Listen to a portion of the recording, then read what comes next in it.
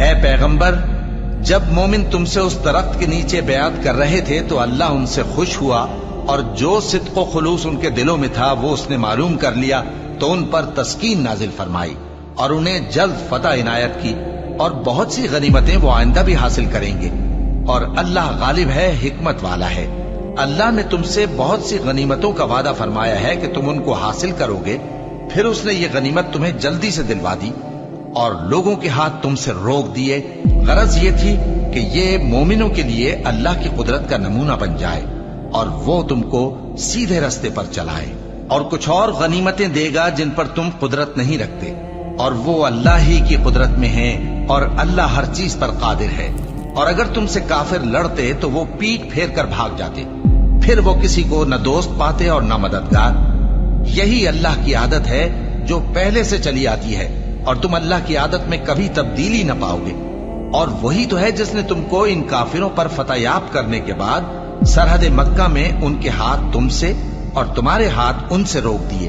اور جو کچھ تم کرتے ہو اللہ اس کو دیکھ رہا ہے۔ یہ وہی لوگ ہیں جنہوں نے کفر کیا اور تم کو مسجد حرام سے روک دیا،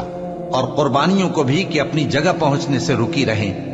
اور اگر ایسے مسلمان مرد اور مسلمان عورتیں نہ ہوتی جن کو تم جانتے نہ تھے کہ اگر تم ان کو پامال کر دیتے تو تم کو ان کی طرف سے بے خبری میں نقصان پہنچ جاتا، تو بھی تمہارے ہاتھ فتح رہتی، مگر تاخیر اس لیے ہوئی کہ اللہ اپنی رحمت میں جس کو چاہے داخل کر لے۔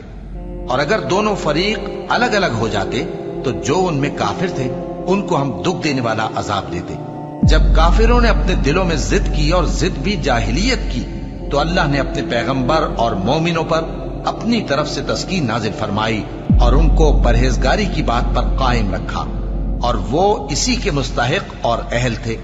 اور اللہ ہر چیز سے خبردار ہے۔ بے شک اللہ نے اپنے پیغمبر کو سچا اور صحیح خواب دکھایا تھا کہ تم انشاءاللہ مسجد حرام میں اپنے سر منڈوا کر یا اپنے بال ترشوا کر امن و امان سے داخل ہوگے اور کسی طرح کا خوف نہ کرو گے۔